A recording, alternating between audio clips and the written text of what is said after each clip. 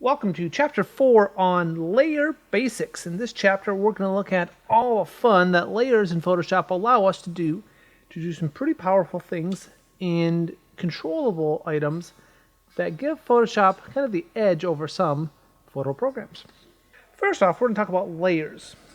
Layers are an important part. The book talks about calling them layers or thinking of them as sheets, like sheets of paper on top of each other.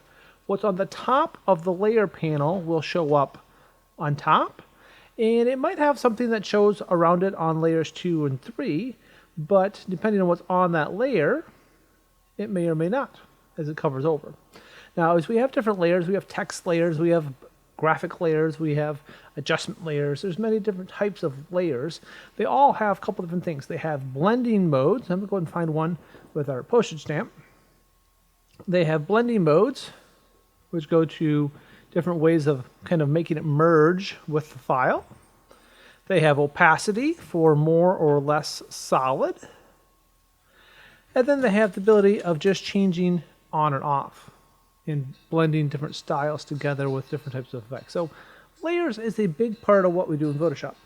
But think of it as sheets, as the book talks about, is the top layer takes precedence, while the bottom ones will take second and third, and likewise command if they are in a different order.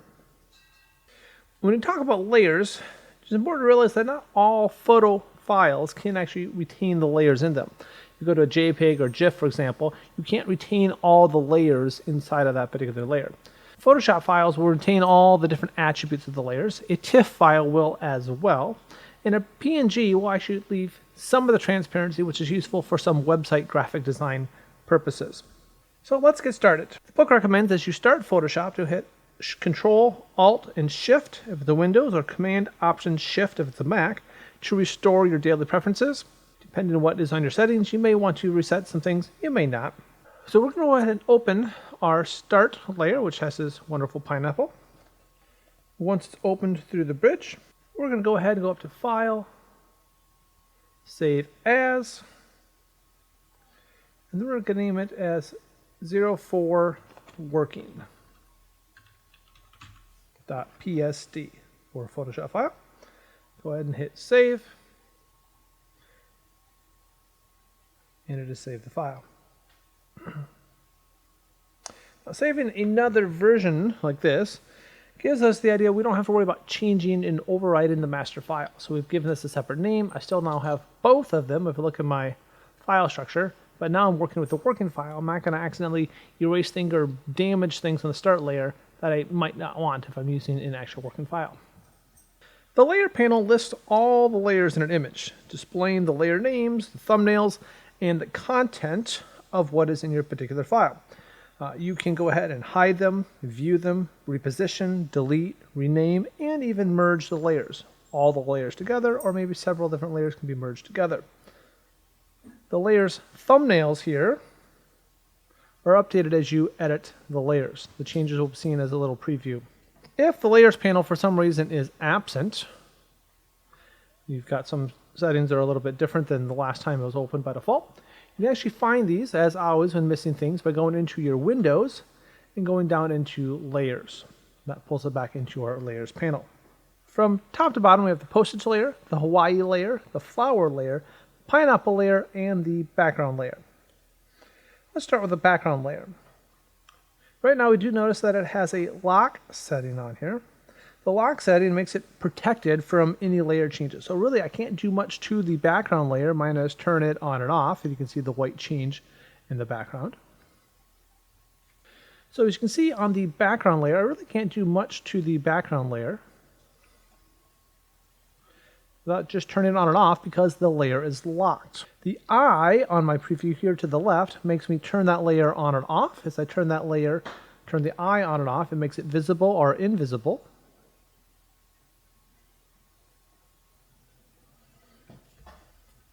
So for the first task, we need to add the photo of the beach to the postcard. The book has you go down to File, down to Open. We're going to navigate into our lessons for the different folders. We're going to go to lesson folder 4 and to double click the beach setting. Here's my file. Now the layers here show just layer 1 in our layers panel, but I need to go ahead and move this into the next option. Now this is the background layer, and effectively it's the only layer, the way this layer was saved. So I can use different features as transparency and other different settings as well. To move it, I'm going to go ahead and go to the Move tool on my toolbar. Click and drag the piece. While it's still holding, I drag it over the tab for the working file. Drag it back into this area. I'm still holding the key. Now I could go ahead and let go. That allows it to fall in whatever direction and position they've got it put up, and we can see that in the background. Or I could go ahead and hold my key over, drag it into the tab, and hold Shift, and by holding Shift, it'll put this picture in the middle portion of my scene. So if I move to the front, it actually shows up directly in the middle. Depending on resolution size, it may or may not fit. In this example, it doesn't actually fit the overall layer. In the Layers panel, I'm going to go ahead and take Layer 1 and just double-click on the Layer 1 setting so it actually highlights it in blue. I'm going to go ahead and change the file name to Beach. Click away or hit Enter, and now this file is labeled Beach instead of Layer 1. Now if you notice, it actually changed the highlighter. When I clicked away, I actually didn't select the beach. We want to make sure I have it highlighted, which is, in this example, my version of Photoshop has the lighter version is my default. So now this layer is selected, highlighted. It can be activated and changed and modified because it is now selected.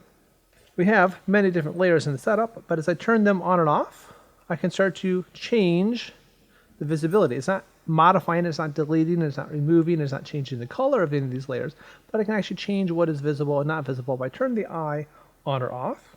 Now we're going to add a white border around the beach layer to create the impression that it's an old photograph. To do that, I'm going to go ahead and isolate all the other layers, so I just have my beach layer on, and I can turn the background off so it's easier to see these transparent checkerboard pattern.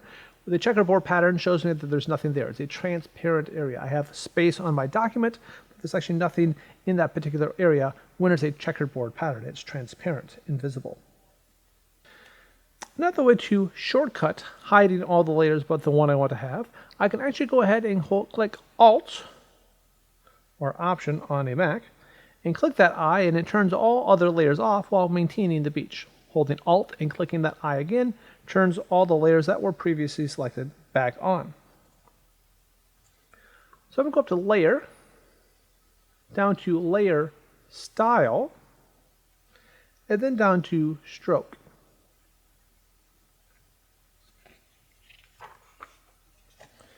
Pops up a menu in my Layer Style Stroke settings. I'm going to go ahead and change my size to 5 pixels.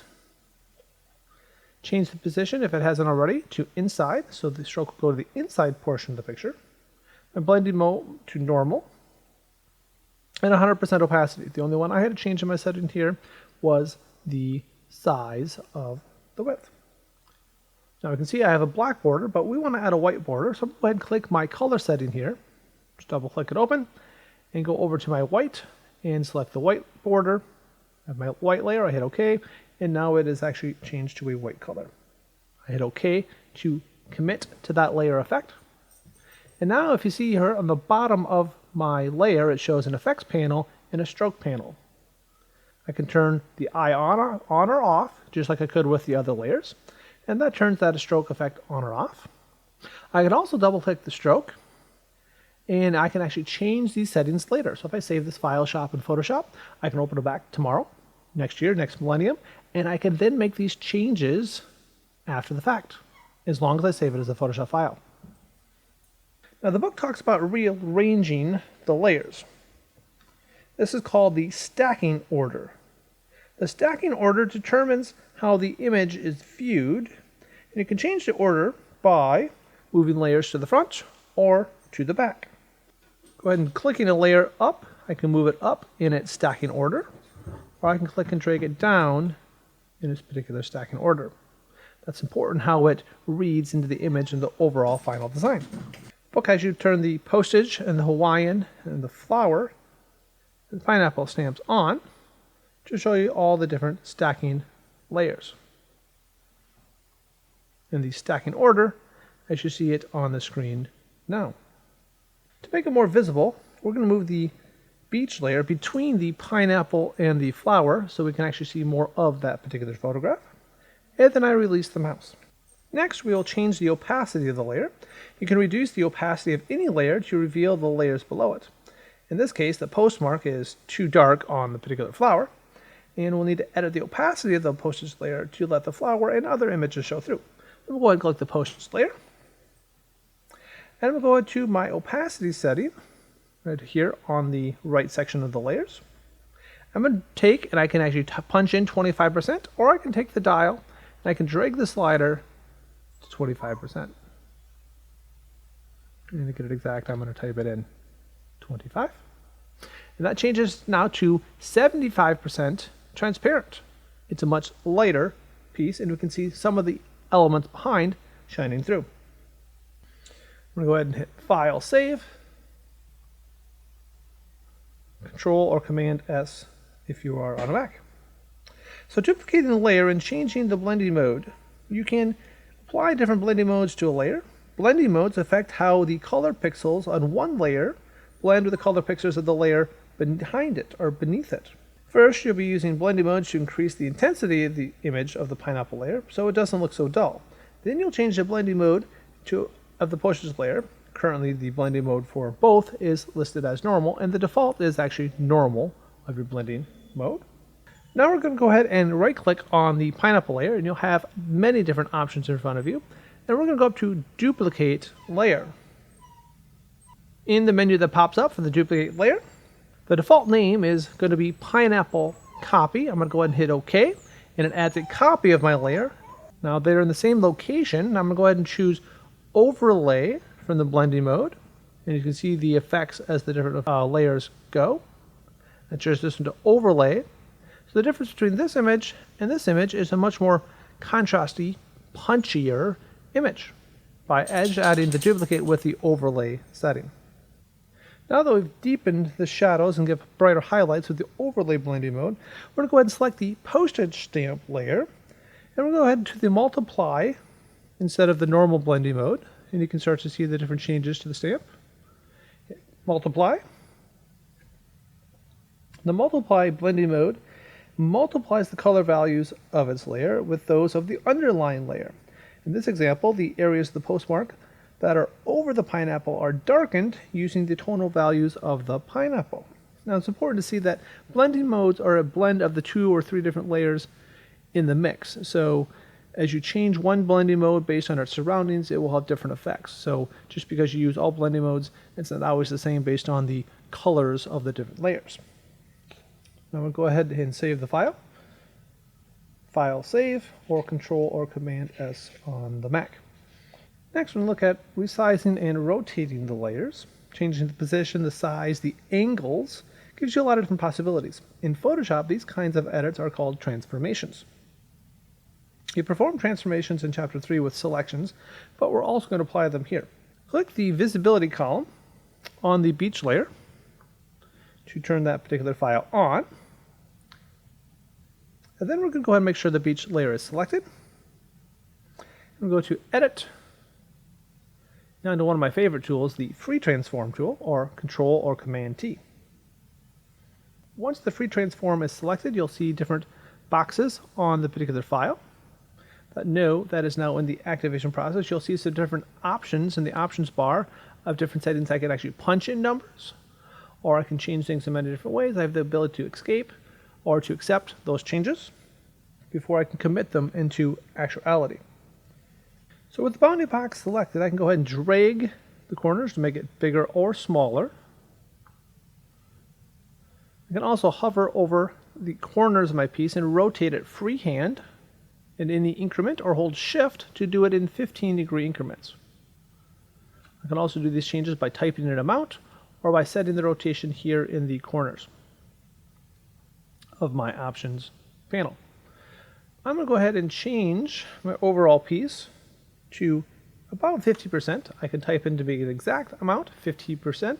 It is locked, so the height and the width will also resize in the same setting. I'm going to go ahead and rotate it at 15 degrees.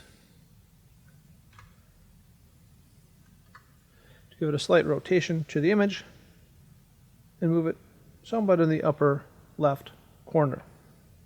And then I can hit Enter for the check mark to accept my changes, or I can hit Escape or Cancel to not do those changes and to move on to another tool, or to try again in the changing of my free transform. I'm going to go ahead and save the file once again. Next, we'll create a new layer with no artwork on it. Basically a blank or an empty layer is a file that's comparable to adding blank sheets or a clear film to a stack of images. So use this layer to add a realistic looking clouds to the sky with a Photoshop filter.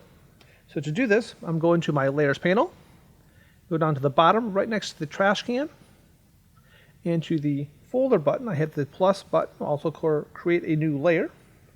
And a new layer pops up called Layer 1. I'm going to go ahead and double click in there and call this layer Clouds. And click Enter or click away to accept. So to select the color of the sky, I can do this a couple different ways. I go ahead and click the swatches here on the Tools panel. And that will automatically give me the clicker to go ahead and click a particular color, a color picker, and choose kind of a sky blue color. I can also modify that particular color a little bit, maybe go a little more blue color, something like that. Select my sky blue color, go ahead and hit OK. Now that my foreground color is a sky blue, now we can actually create or render, artificially create a set of clouds. To do that, I'm going to go up to Filter, over to Render, and down to Clouds. And it makes some realistic looking clouds. Go ahead and drag that down into the background. You might already had it there at some level. Now I've got clouds in the background. And hit Save. You can also add a new layer by dragging an image from the bridge or from the desktop if you're using Windows, or the Finder if you're using a Mac. Now with my Windows desktop open, I'll go ahead and open the Flowers 2 piece and drag it into my Photoshop file.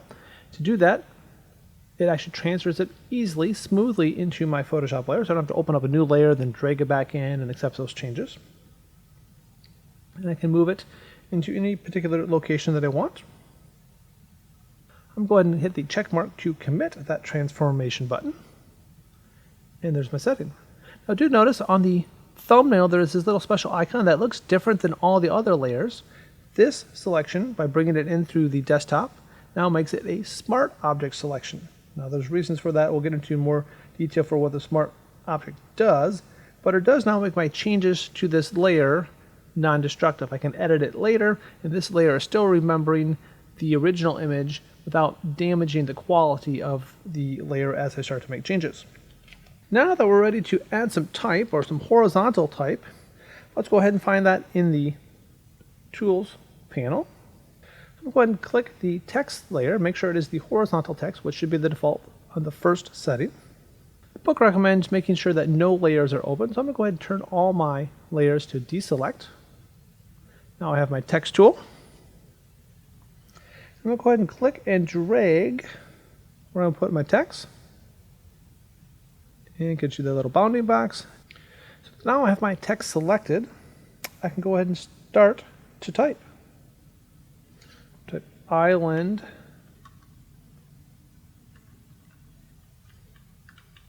Type island. Type island paradise. I'll talk about what some of these settings do. In my font settings, I have many different options I can choose in here between the type of font, the style, the font thickness, the size of the point size of my font, the anti-aliasing, the crispness or the sharpness as the text looks, center, left, or right justified, the particular color, some special effects in the warping, and even my character panel, which allows me to do some special effects to my text as well.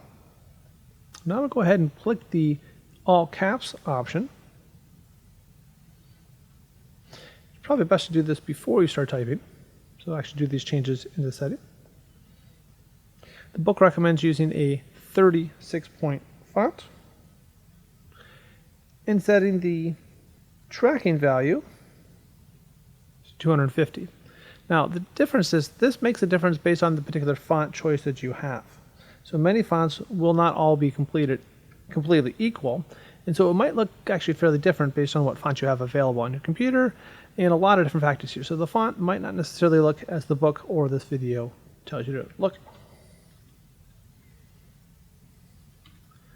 They're using a Birch SD. Using a large 36-point font. A large tracking value of 250.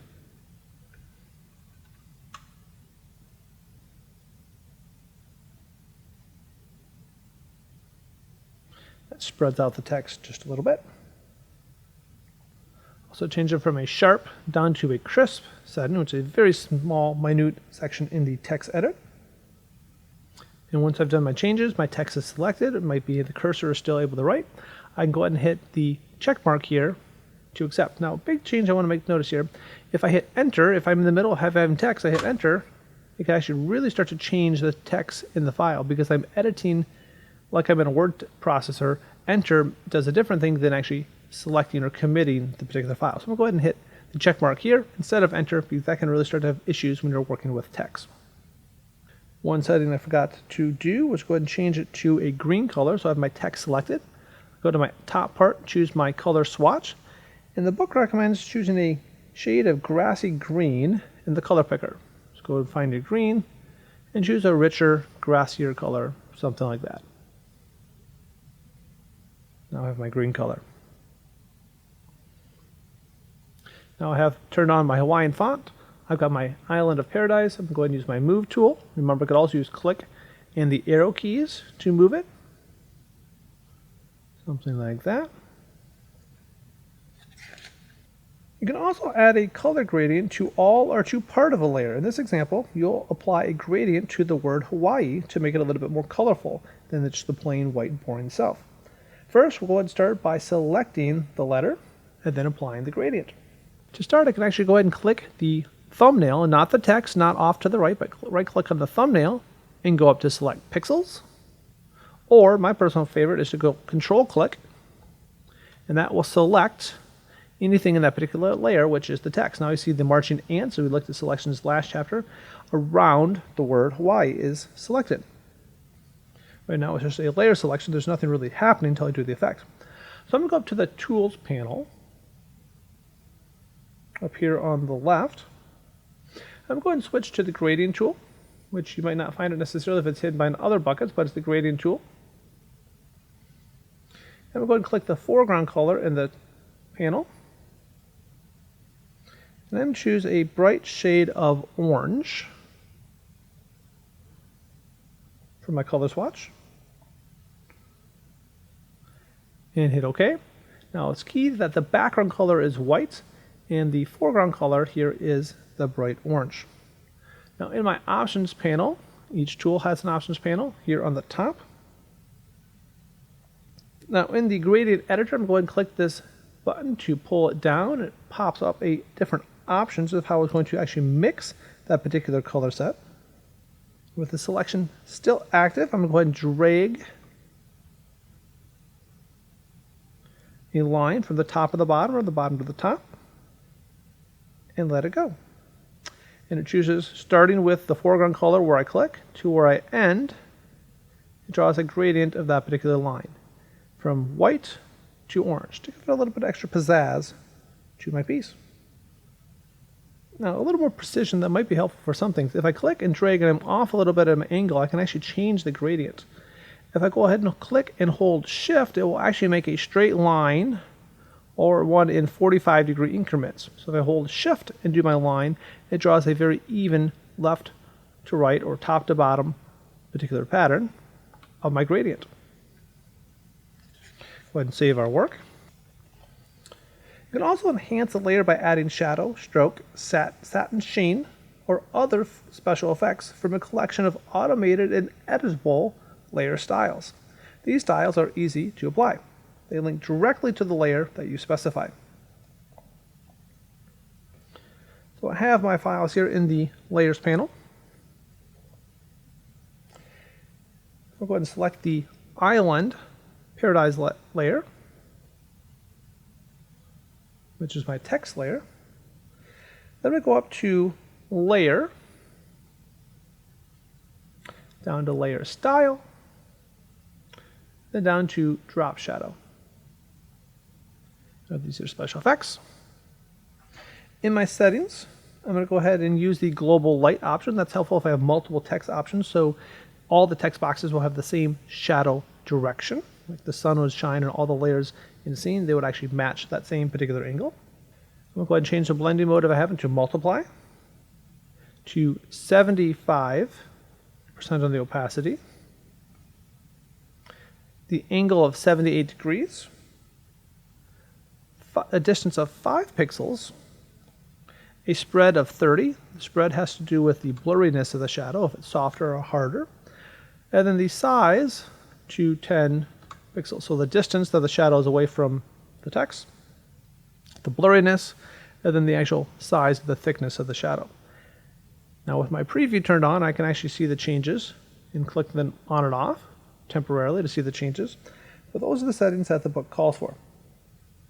Go ahead and hit OK. And you'll notice now under this Isle in Paradise text file, the effects in the drop shadow are there, and I can turn them off, or I can double click and modify them, again, if I so chose. Now, a nice setting that Photoshop allows to make the changes quickly and easily is to take your effects, and let's say I want to copy it to a different layer. I can actually go ahead and right click on things and go ahead and copy the layer. Then I go to my new layer and right click and paste that layer. And I can actually then paste that particular effect. But there's actually an easier way. If I have my Isle in Paradise selected, I'm going to go ahead and hold Alt, click and drag onto Hawaii, and let go.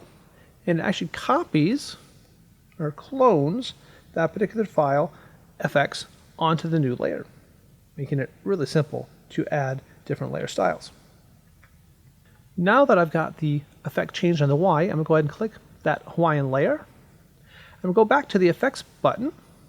I can choose it this way, it's a shortcut. I'm going to go ahead and choose a stroke. So I'm going to add something different to the Hawaiian layer than I did with the Isle in Paradise layer. So I've had my stroke option. The book recommends going to 4 on the pixel size, making it so it's positioned of outside, so it's not going to cut into my text, but make it outside that section. Use a blended layer of normal, and 100% on my opacity. And then choose my color for the particular green that I used on the Isle in Paradise. So to do that, I can eyeball it, or if I click onto my picture, I can hover over with my eyedropper tool and select perfectly that particular color, giving me that same green color that is now a perfect match.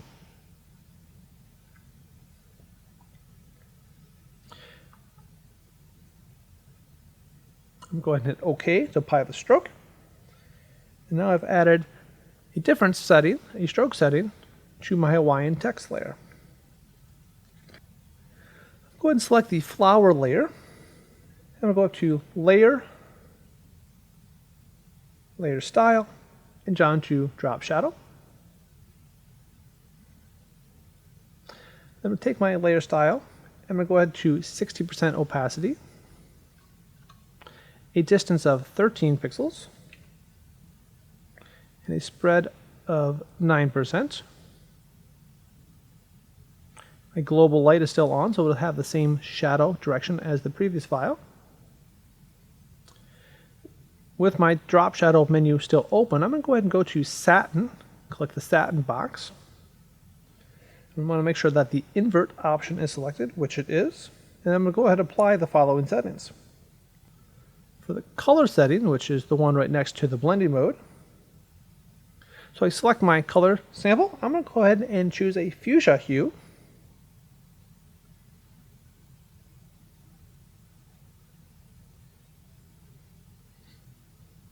Which colors are not my forte to know exactly what the color looks like. I had to ask my wife.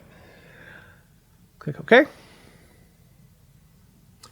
Choose my opacity of 20% and a distance of 22 pixels, or px. Now the satin layer is going to add a little bit of interior shading to the flower. If I turn it on and off, it has just a little different color tweak to the particular color of the inside portion of the flower. If I hit invert, will actually change the direction if it's flipping that particular color between the inside or the outside portion of my layer. I'll go ahead and press OK. Now both of them have been added to this particular file, the satin and the drop shadow, making a significant difference to the flower layer. Now let's add an adjustment layer. You can add adjustment layers by adding color, tonal adjustments without permanently damaging or changing the pixel values in the image. For example, if you add a color balance adjustment layer to an image, you can experiment with different colors repeatedly because the color occurs only in the adjustment layer, not to the layer itself. If you decide to return to the original picture values, you can just hide or delete or modify the adjustment layer and you're back to the original. So we're going to go ahead and find the Flower 2 layer, make sure it's selected. I'm going to go ahead and choose the hue saturation icon. Now there's a couple different ways to do this. I'm going to go ahead and choose the hue saturation layer from the bottom. Looks like a little yin-yang sign, I say. It pops up here. And can use the hue saturation option. Another way to do this same setting that some people like to use is go to the adjustments panel. And you'll see many different tools here that you can hover over and start to select. And I'm going to go ahead and hit the hue saturation like I just did. And that chooses the hue saturation setting. So for my adjustment settings on the hue saturation layer, I'm going to adjust my hue to 43, my saturation to 19, and keep my lightness at 0. I can notice the change that it makes to the flower, but it also is affecting the other layers. The flower, the beach, and the pineapple copies below it are also being changed in its color and hue saturation properties. So what do? The next step is to create a clipping mask. A clipping mask will make this hue saturation layer apply to just the flower. So if I right click on my layer, I can actually go to the middle portion of my contextual menu and can create clipping mask. That allows me, as you can see, this little angular line here to make this effect, hue saturation, only apply to flower number 2. So as I turn it on and off, it's only applying to that particular flower, and now not all the rest of the flowers underneath it. So the way to isolate just to one particular layer, that specific adjustment layer. Now you'll learn more about clipping mask in lesson chapter 6, mask and channels, and lesson 7, typographic design. Layer effects are automatically updated when you make changes to a layer. You can also edit the text and watch how the layer effect updates to match. Go ahead and select our Island Paradise layer. Double click the text. It's now in the editable range. Now I do want to point out, if you double click the actual portion of the font file name, it will edit the file name and won't actually edit the text. That can be confusing to some people. Double click the text layer. It selects the text layer. Now that I've double clicked the text, I have it selected. The Island Paradise is highlighted. Now I can see in my settings here some different changes. In the options bar, I can change the size by a few points. We'll go ahead and make it a little bit smaller, down to a 30 point. Changes my text, and it definitely changes the look and the overall design just a little bit. I hit the commit button, the checkbox, and it now has changed that particular layer. Now I'm welcome to use the move tool to move that layer of text in a particular different pattern. You can use the different spaces that will allow you to highlight and select around the different layers. It gives little guide marks to it. You can also use Control in the arrow keys or Control Shift to move your file up or down in 1 or 10 pixel increments for precision movements. Now we're almost done. This Hawaiian postcard is actually looking mostly complete. Some of you, while I'm doing this recording, it's actually got 8 inches of snow, and it's kind of cold getting through the middle of winter. But Hawaii does sound kind of good this time of year for my particular location in Wisconsin. We're going to end by just moving some of the layer or the stacking order around just a little bit. So using the move tool, I'm going to go ahead and find my postage stamp. And I'm going to use the move tool and click my postage stamp layer. Move it down a little bit. Something like that. Now this looks slightly different because you're not getting an exact precision amount. Next, we'll go ahead and select the Island Paradise layer. We'll go to the bottom and create a new layer. We're going to hit Select All, or Control A, or Command A. Now that I have everything selected, I'm going to go to select, modify, border. I'm going to go ahead and add a 10 pixel border and hit OK.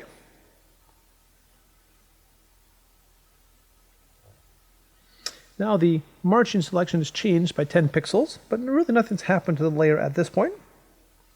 Now I'm going to go ahead and select white for the foreground color. So I'm going to my orange color by now. Click and select a pure white on my color picker. Hit OK. I'm going to go up to Edit, down to Fill. I'm going to change my setting from a content aware over to a foreground color and click OK. Now that adds a white border to the outside of my now created postcard.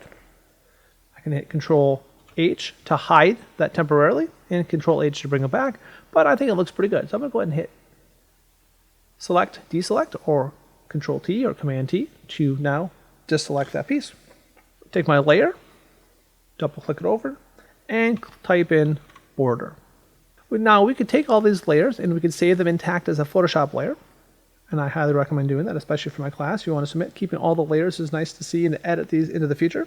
But if you feel your file is done, the book talks about, and we're going to talk about, sometimes flattening the layer, combining all these layers so we can now have them a smaller file size. Now we'll not make it editable later. All the layers will be kind of squished together, put onto one sheet, flattened. But it will save significantly in file size. So depending on your purpose, depending on what your need is, you may or may not want to flatten an image. Now in this example, our file is going to be fairly large. Go to Image and Image Size. My overall size is 2.29 megabytes, but it's also a very small pixel count, 750 by 1068. The larger this count, the larger the file will be if I have more and more layers. You can also see some of the settings in here, your different document sizes. Showing you at 2.9 megabytes, and other settings you can choose different settings and dimensions to deal with all kinds of different avenues in your Photoshop document. If it was saved as a Photoshop document, it does say it is at 39.8 megabytes. So all these layers intact, 39.8 megabytes, it's quite a bit larger than 2.29 megabytes. So if I'm saving a file and I want to just make it small to email, to put on the web, multiple layers will just increase the file size as well. Now we're going to go ahead and choose any tool except for the text editor tool. That creates other problems. Save my file, Control S. Now I'm going to take my image. I'm actually go ahead and duplicate my layer. It'll pop up with the option. And I'm going to go ahead and name this one 04 flat. .psd. Click OK. And now it's created a new file, a new tab, with exact duplicate of what was our working file into my flat file. So it's not actually flattened the images at this point. That's the next step. But I wanted to create a duplicate first before I go ahead and flatten the images and then maybe accidentally override the master file with just the flat version. So it's important to differentiate and have a copy first before I actually permanently damage all the hard work that I did in the layers just a little bit ago. So next, I need to go ahead and select all the layers. I have the border layer at the top. I'm going to scroll down, select all my other layers, hold Shift, and click the last layer, the background layer. Now they're all selected. As you can see, the highlighted brighter color. I'm going to go ahead and right-click on here and go to Merge Layers. Now they're merged into one particular background. Now the first layer I selected was the border layer, so it's named in border. If I started with the background layer and moved all the way up, selected the border last, I'm going to do my flatten layers.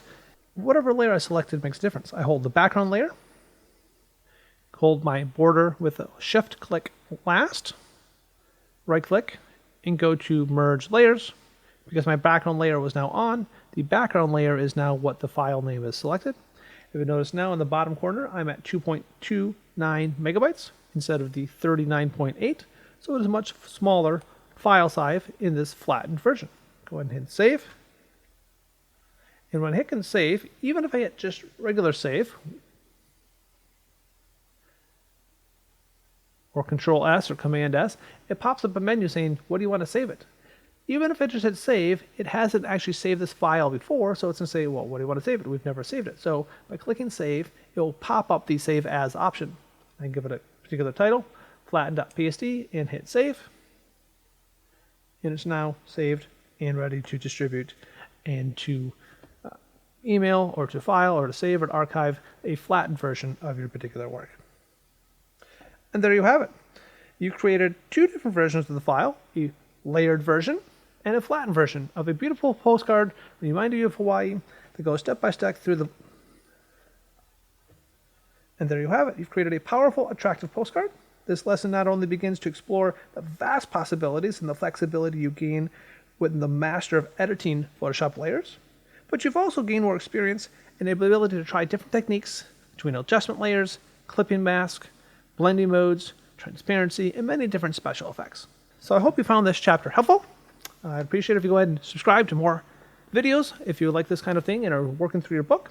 And as always, thanks for watching Better Picks in just a few clicks. Thanks for watching Better Picks in just a few clicks. Make sure you hit that like button and subscribe to see more videos on how to take your photography to the next level.